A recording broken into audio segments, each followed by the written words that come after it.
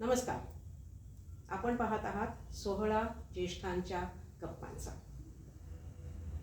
तुम्ही ह्यापूर्वी बऱ्याच मुलाखती पाहिल्या असतील. या मुलाखती तुम्हाला आवडल्याही असतील. त्याच्यातले काही किस्से तर अगदी खूपच छान होते. अशाच मुलाखती मी घेत राहणार आहे. आपण मजा करणार आहोत. आता तुम्हाला बहुतेकांना माझं नाव माहिती असेल. आज आपण भेटणार आहोत सौ धारवाड यांना. सौ रोहिणी धारवाड. या रोहिणी मॅडम, कशा आहात? बस मजेत. मजेत. अच्छा. तुमचं पूर्वाश्रमीचं नाव काय? लग्नापूर्वीचं नाव काय तुमचं? माझं नाव रोहिणी पाटील होतं. बरं. आणि लग्न झाल्यावर रोहिणी धारवाड झाली. बरं. धारवाड का धारवाडकर? धारवाडकर ही नाव हे अरविंदची बहीण लेवकर ते सगळं ठेवलेलं आहे. बरं. आणि अरविंद हे लोक अरविंद धारवाड म्हणूनच एवढंच ठेवलं. बरं, म्हणजे काही लोक धारवाड कर सोडले आणि धारवाडच ठेवले. Okay okay okay okay. आणि तुमचा जन्म कुठचा? माझा जन्म धारवाड कर्नाटकमध्येच झालेला आहे. बरं. आणि मग तिकडे किती वर्ष होतात तुम्ही? तिथेच मी वाढले. म्हणजे जन्म झालं, माझं सगळं कॉलेज शाळा सगळं तिकडेच झालेलं आहे. बरं. हां. बरं. तिकडच्या काही अगदी वेगळ्या गोष्टी किंवा तिकडचे संस्कार किंवा तिकडचं काही अगदी वेगळं वेगळं काही सांगू शकाल का? धारवाडमध्ये माझं सगळं शिक्षण वगैरे सगळं झालं. स्कूल वगैरे माझी हुबळीमध्ये झाली. नंतर मी धारवाडला आले. बरं. हुबळीमध्ये कुठची शाळा? हुबळीमध्ये लामिंग्टन हायस्कूल म्हणून होता. तिथे मी शिकायची. नंतर तिथून आम्ही 12वीला धारवाडला आले. 12वी ते बरं. माझं डिग्री होईस्तोपर्यंत मी धारवाडलाच होते. बरं. धारवाडमध्ये मी JSS कॉलेजमध्ये शिकलेले आहे. बरं. आणि तिथे मी माझं सब्जेक्ट्स बॉटनी होते. बॉटनी मेजर होते. बरं. मग त्याच्यात वेगळी मजा असते ना बॉटनी शिकताना? हो, खूपच मजा. हां. मग त्याच्यातले काही मजेशीर किस्से सांगाल का?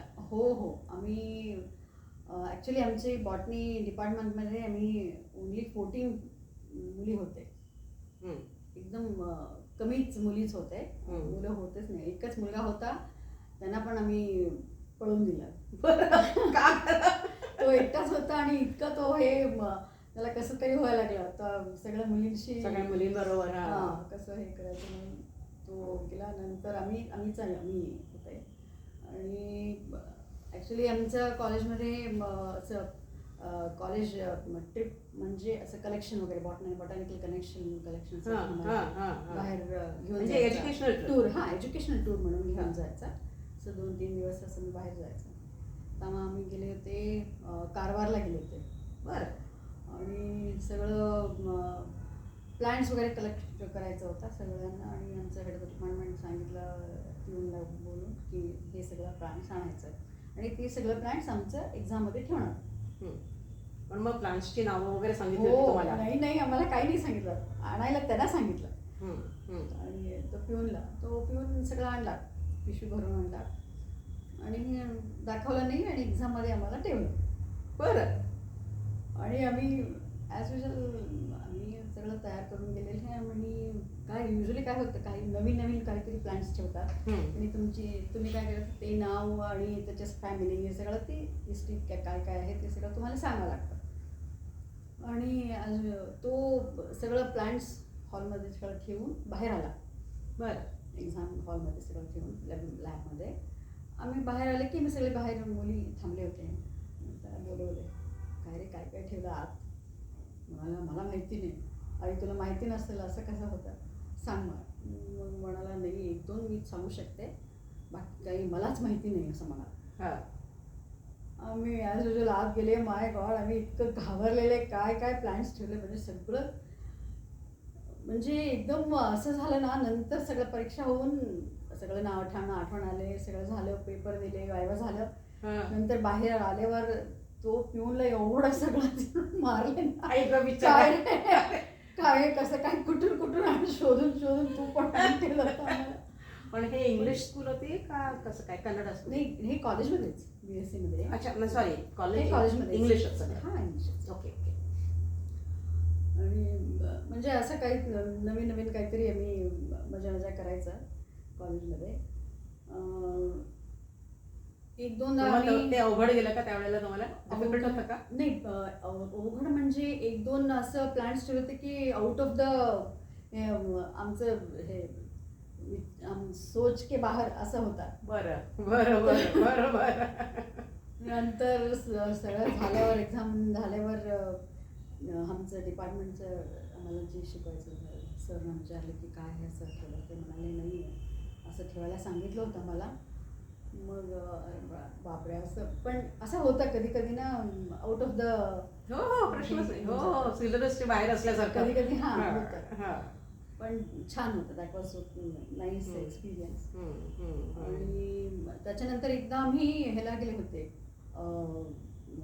कुठं हे कन्याकुमारी वगैरे गेले होते तिथे. बरं College तिकडे पण ला. एज्युकेशनल हां, ते पण असंच एज्युकेशनल दिवस होता. हर्बेरियम वगैरे करायला आम्हाला हां. प्लांट्सचं हर्बेरियम करायला लागतं. ते हर्बेरियम म्हणजे तुम्ही काय करता? हर्बेरियममध्ये मी प्लांट्स सगळं वेगळे वेगळे प्लांट्स आणायचे, ते सगळं हे पुसून वगैरे सगळं पेपरमध्ये हे करून ते ठेवून ड्राय करायचं पूर्ण चांगलं ड्राय करून त्याच्यामध्ये सगळं काय किडे वगैरे नाही व्हायचं असं तुम्ही हे करायला लागतं जपून. नंतर ते प्लांट्स लावायला लागतात पेपरमध्ये.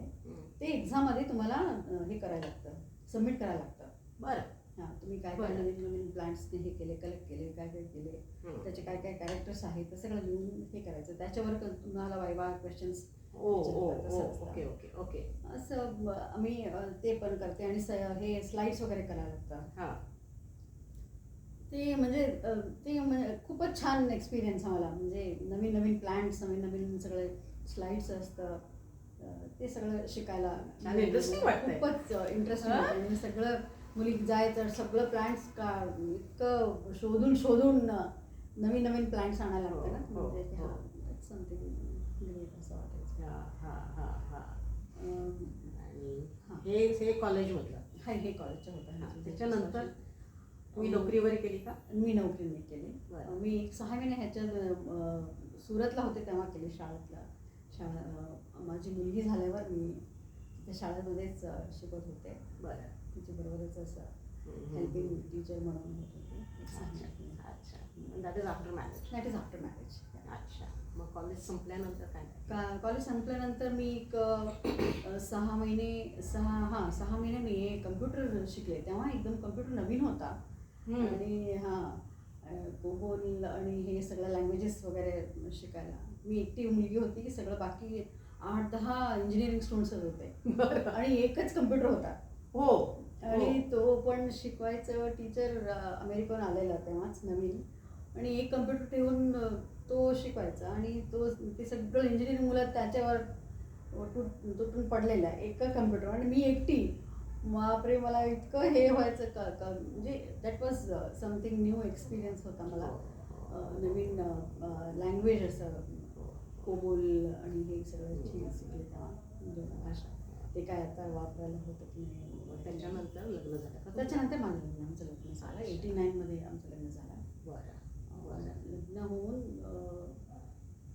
मी बडोद्याला गेले. बरं. आणि मग तिकडे कसं काय, काही वेगळ्या कहाण्या किंवा काही वेगळे किस्से? हो, बडोद्यामध्ये आम्ही ॲक्च्युली आमचं लग्न व्हायचं अगोदर माझा मामा तिकडे राहायचे, 2 मामा. बरं. माझं एक हे लग्न अगोदरचं? अगोदरचं. एक आत्याचा मुलगा होता आणि एक माझा खास मामा, आईची भाऊ. आणि सख्खा मामा. माझं मराठी थोडंसं नाही अगदी परफेक्ट, काही प्रॉब्लेम नाही. आणि त्याच्यामुळे आमचं लग्न असं झालं की माझा आत्याचा मुलगा जो नानी मामा आहे तो आईला सांगितलं की असं एक स्थळ आहे तुझ्या मुलीला तू बघ म्हणून. त्याच्या अगोदर काय झालं, माझा मामा त्याची बहिणीची मुलीला ह्यांना प्रपोज केला होता. बरं. पण तीच नको म्हणाली ह्यांना. बरं. आणि त्याच्यानंतर तो मला विचारला. बरं. आणि माझे आई बाबा म्हणाले ते असं झालं होतं ॲक्च्युली माझं मिस्टर अरविंदला ते शिकताना इंजिनिअरिंग करताना फायनल इयरला त्यांचं ॲक्सिडेंट झाला होता. बसची आणि ट्रकची असं ते खिडकीजवळ बसलेले त्यांना लागलं. त्याच्यामुळे ते हात त्यांचे हे ऑपरेशन झालेलं किंवा त्याच्यामुळे थोडंसं त्यांना असं वाटायचं की असं मला काहीतरी नवीन असं हे झालेलं आहे. त्याच्यामुळे त्या काय जे पण मुली यायचं ते नको म्हणायचं. बरं. हां, त्याच्यामुळे थोडंसं असं झालं की आणि माझ्या मामा मला आई बाबांना सांगितलं की असं आहे, मुलगा असा आहे, मुलगा खूप छान आहे, घरनं पण सगळं आई बाबा सगळे लोक सगळं छान आहे, तू बघ असं म्हणून. आई बाबा म्हणाले असं एवढं सगळं झालेलं मुलाला पण दाखवायचं म्हणजे मुलीला बरं आहे की नाही असं म्हणून ते दोघं विचारत होते. नंतर मी म्हणाले नको, बघून येऊ कसं आहे. नंतर हो म्हणून आम्ही गेले, बडोद्याला गेले. बडोद्याला गेले म्हणजे मला बडोदा म्हणजे एक फॉरेन कंट्रीमध्ये गेल्यासारखंच झालं होतं. आम्ही धारवाड सोडून मी कुठे धारवाडहून मुंबईला आणि मुंबईहून परत पुढे, म्हणजे मला असं वाटलं होतं बापरे मी परदेशाला चालले असं का. आणि हो आम्ही गेले आणि मामांना बोलवले तिकडं आणि आमचं सगळं बोलणं वगैरे झालं. नंतर 2 दिवस ते काही नाही सांगितलं, म्हणजे हो का नाही दिलं होतं. नंतर असं वाटलं की काय आता मला तर बिलकुल मन नाही होतं, चल आता घरीच जाऊ. नंतर माझा मामा म्हणाला विचारून तर येते काय आहे म्हणून. दोघं गेले आणि विचारले काय रे बाबा काय काहीच नाही बोलला काय आहे. ते म्हणाले नाही मी विचारत होते काय करू, ती एवढं हाईट कमी आहे तिची, माझं हाईट थोडं छान आहे चांगलंच आहे, त्याच्यामुळे आमचं दोघांचं हे चांगलं होतं की नाही असं. मग तिची आई म्हणे नाही मी आणि तुझा बाबा असंच आहे ना. माझी सासूबाई लहान हे हाईटमध्ये कमी होते, म्हणजे ह्यांचे बाबा त्यांची हाईट खूप छान होती. आणि ते ठरलं लग्न. हो नंतर ते ठरलं, लग्न झालं आणि तिथेच आम्ही राहिला तसं. अच्छा. तिच्यानंतर पूर्वी झाली तिथे, माझी मोठी मुलगी पूर्वी झाली. अच्छा अच्छा. आणि तिथे आम्ही ॲक्च्युली हे 10 वर्ष राहिले, मी लास्ट 2 वर्ष राहिले तिकडे लग्न होऊन. नंतर आम्ही सुरतला आले. सुरतला आले. सुरतमध्ये 4 वर्ष होते. त्यावेळी पूर्वी तिथंच वाढली, मोठी तिथेच झाली आणि ती शाळेला जायची आणि मी पण तिकडे एक 6 महिने तिची बरोबर शाळेला गेली. टीचर ॲब्सेंट होती म्हणून एक 6 महिने मला तिथे टीचिंग जॉब. हेल्पिंग हँड टीचरला म्हणून ओके असिस्टंट टीचर म्हणून गेले. एक 6 महिने होते तिथे आणि तिच्याबरोबर जायचं, तिच्याबरोबर यायचं आणि ते असं रडायचे की मम्मा मी पण येते तुझ्या क्लासमध्ये असं म्हणून ती असं. पण असं एक दॅट वॉज अन एक्सपिरियन्स. असं झालं 6 महिने गेले. सुरतला किती वर्ष होता तू? आम्ही 4 वर्ष होतो सुरत. अच्छा अच्छा. 4 वर्ष होते. पण तिथे आम्ही असतानाच हे झालं काय प्लेग म्हणजे तेव्हा काय झालं, हे झालं फ्लड आला होता तिथे तापी नदीला. सुरतला तापी नदी आहे, तापी नदीला प्लेग झाला का स्वाईन फ्लू झाला? नाही तिथे प्लेग झाला. आम्ही असताना सुरतला प्लेग झाला आणि तेव्हा पूर्ण पण आमच्या घरात तर 7-8 दिवस पाणी, नदी एवढं जवळ होतं ना ते नदी पाणी घरात दारापर्यंत आला. बापरे. आणि ते तर देवाला तेच म्हणत होते की नको बाबा आता नको येऊ. खूप छोटी बाळ होते एकदम. आणि हेच्या टूरवर हे जायचं हे, त्याच्यामुळे मला असं तसंही दिवस काढले. पण प्लेग झालं की आम्ही तिथून बॉम्बेला आले. म्हणजे भाऊ बॉम्बेला राहायचं तेव्हा. मग आम्ही बॉम्बेला आले आणि एक 15-20 दिवस तिथं राहिले मी. हे प्लेग असतो पण सगळं. नंतर सगळं संपून आम्ही सुरतला गेले की परत आमच्या घरातच एक छोटीशी हे उंदीर मिळाली. म्हणून घाबरून आम्ही काय आहे म्हणजे मेनली येतात. मग असं म्हणजे असं सगळं किस्सा सगळं. मग त्याच्यानंतर कुठे गेला? आम्ही नंतर आम्ही सोलापूरला आले. ॲक्च्युली अरविंद त्यावेळी कुवेतला गेले. बरं. हे कुवेतला गेले. बरं. आणि नंतर सोलापूरला आले. सोलापूरमध्ये मी 1.5 वर्ष होते. बरं. माय इन-लॉज आहे त्यांच्याबरोबर मी बरं बरं बरं 1.5 वर्ष होते. ॲक्च्युली हे मला जाताना विचारले की तुला कुठं राहायचं, तुझ्या आईबाबाकडे जायचं की माझ्या आईबाबांकडे राहायचं. तेव्हा मी म्हणाले नाही, मी तुमच्या आईबाबांबरोबरच राहणार आहे. कारण की माझ्या आईबाबांकडे काय आम्ही 6 बहिणी होते, त्याच्यामुळे ना सगळ्यांशी अजून लग्न होणार होतं. लहान लहान होते माझ्यापेक्षा सगळं, त्याच्यामुळे सगळे घरी होते त्याच्या आईबाबांकडे. मी म्हणाले तुमच्या आईबाबांबरोबरच मी राहते. आणि त्याच्यामुळे पूर्वी पण लहान होती, त्यांच्याही थोडासा आजीबरोबर राहण्यासारखं होते. मेन तेच सहवास वाटतो ना. सहवास वाटतो म्हणून. नंतर तिथे ती 1.5 वर्ष राहिले. आणि तिथे मी असंच मला ॲक्च्युली मराठी एवढं बोलता येत नाही. आता मी एवढं बोलत थोडं शिकलेली आहे. छान बोलता की तुम्ही. सोलापूरला मी तिथे पूर्वीला शाळा सोडायला जायचं यायचं. तिथे सगळ्यांशी थोडं असंच झालं, हळूहळू बोलत मला आला. आणि मी तिकडं संगीत शिकायला गेली होती एक मॅडमकडे. मराठी गाणे, म्हणजे मेनली मला मराठी गाणे शिकायचं होता. बरं. म्हणून तिकडं गेली मी. बरं. आणि ती मला एक 2-3 क्लासेस असं बघायला सांगितलं की अगोदर सारेगम वगैरे सगळं शिकवली. नंतर माझे आवाज ऐकून ती म्हणाली असं वाटतं तुला काहीतरी म्युझिक असं तुला गायला येतं, चांगली तुझा आवाज छान आहे. आणि मी थोडं शिकले, म्हणजे काय बाबा असं गायचं. आणि आम्ही असं एवढं शिकलेलं आहे थोडंच, असं परीक्षा वगैरे काय असं हे नाही. म्हणाले ओके. मग ती मला मराठी गाणी शिकवली. मराठी गाणी शिकवल्यावर मी रोज नाही, आठवड्यात 3 दिवस जायचं. त्याच्यामध्ये आज शिकून आले की घरी मराठी मेन मला शब्द आठवण यायचं ते अगोदर. आणि त्याच्याबरोबर ते ट्यून वगैरे पण हे करायचं. आणि शिकून मी जाताना माझ्याबरोबर पूर्वी पण यायची. बरं. आणि ती खेळत बसायची आणि मी गायचं. आणि मी गाऊन घरी आल्यावर तिची मला ते गाण्यासारखं हे होतं. आणि नेक्स्ट डे मी गेले की ना परत मला बापरे आठवणायची मी काय ती मला सांगून पूर्वी तुला आठवण आहे का, कसं काय शिकवलं, ती मला सांगायची. बरं. मग असं आहे म्हणून म्हणजे तसं म्हणजे असं मी मराठी गाणी हळूहळू म्हणजे माता येतो मराठी आता. हो, तिच्यामुळे किंवा गाण्यामुळे तुम्हाला मराठी छान यायला लागलं. Very good. आणि मग त्याच्यानंतर काय? त्याच्यानंतर आम्ही तिकडे 1.5 वर्षानंतर आम्ही पण कुवेतला गेले. पूर्वी दुबई गेले.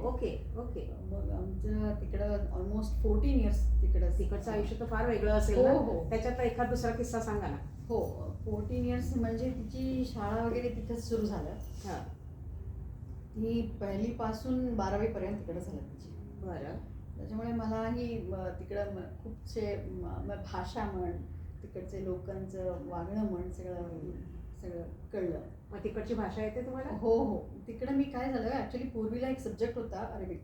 2nd स्टँडर्ड पासनं 9वी पर्यंत तिला हे अरेबिक विषय होता. बरं. त्याच्यामुळे ती हळूहळू शिकायला लागली. अक्षर ABCD सारखं तिकडचं अलिफ बा था असं शिकायला लागली. त्यानंतर क्लासेस कसं वाढतं तसं ते सब्जेक्ट पण वाढत जातं. त्याच्यामुळे शिकवायला ते त्रास व्हायला लागला. नंतर माझी नेबर एक होती, ती पण तिकडंच कुवेतमध्येच राहिलेली. कर्नाटकची ती होती, कन्नडच होती, पण ती शिकली होती ती अरेबिक. ती ट्युशन दिली पूर्वीला. बरं. ती एक 6 महिने शिकली की ती एकदम पटापट पिकअप केली. त्याच्यामुळे मला पण हे झालं, मी पण सब्जेक्ट शिकायला लागली, बरं. वाचायला, लिहायला बरं. तिला शिकायला लागली. मग बोलता पण तुम्ही? हो, मी बोलत होते. बोलते म्हणजे एवढं जास्त नाही, पण तरी वाचणं आणि लिहिणं ते मी पिकअप केले. बरं बरं. आणि मग तुम्ही एखादं वाक्य बोला ना अरेबिक मधलं. वाक्य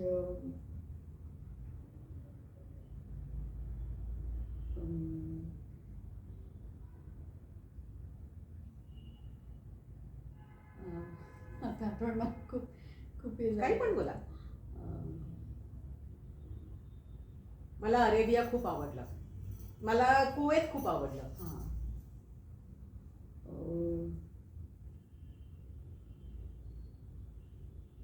खूप आता विसरली. आता गोंधळ होत आहे. बरं गोंधळ जाऊ दे. होतोय असू दे मला. असू दे असू दे असू दे.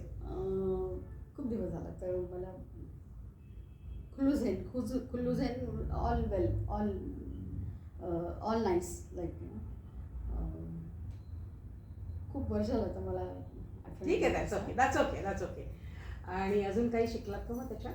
त्याच्यानंतर तिकडं कर्नाटक संघ आणि महाराष्ट्र मंडळ ते पण होता. त्याच्यामुळे कर्नाटक संघमध्ये मी जॉईन झाले.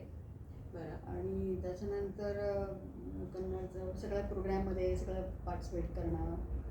आणि बरं. त्याच्यामध्ये मेनली ॲक्च्युली मी शाळामध्ये पण मेनली संगीत वगैरे असं बाबा शिकायचं. कॉलेजमधून आले की ना ते तंबुरी घेऊन वगैरे बसायचं, ते आम्हाला गाणे वगैरे सगळं शिकवायचं.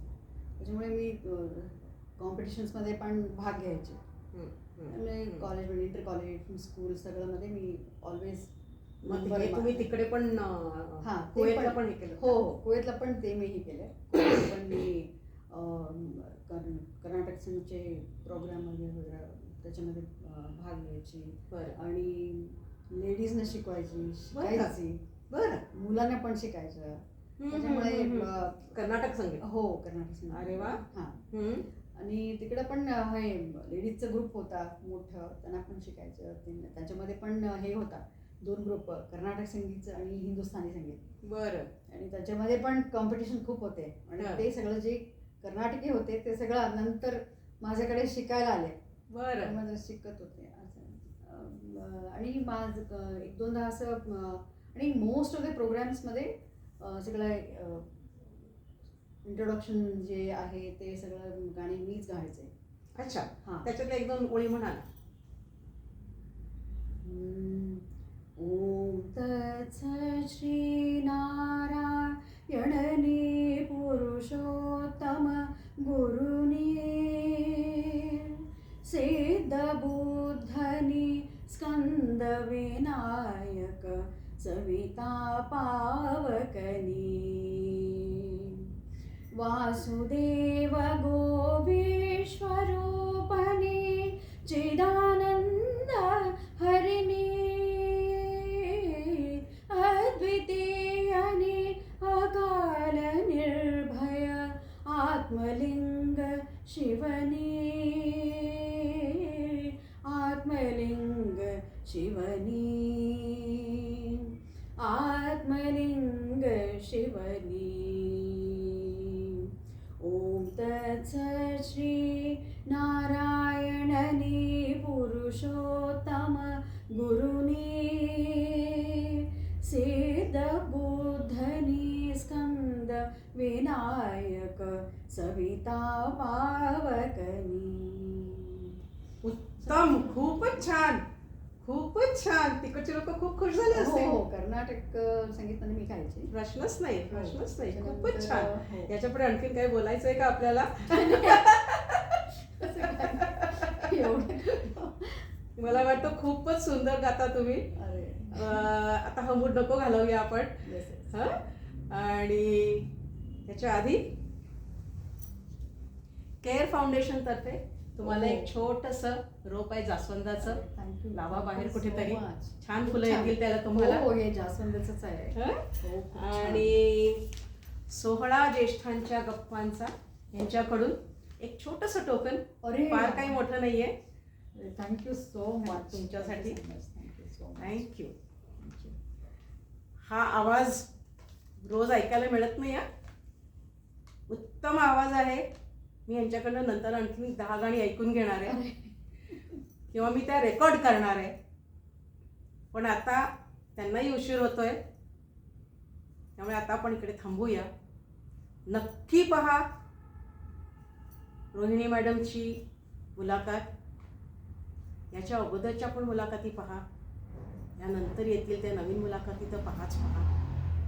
याच्या अगोदरच्या ज्या मुलाखती झाल्या आहेत, उदाहरणार्थ ज्योती वझे किंवा सौ विजया गजेंद्र गडकर, या मुलाखती जरूर पहा.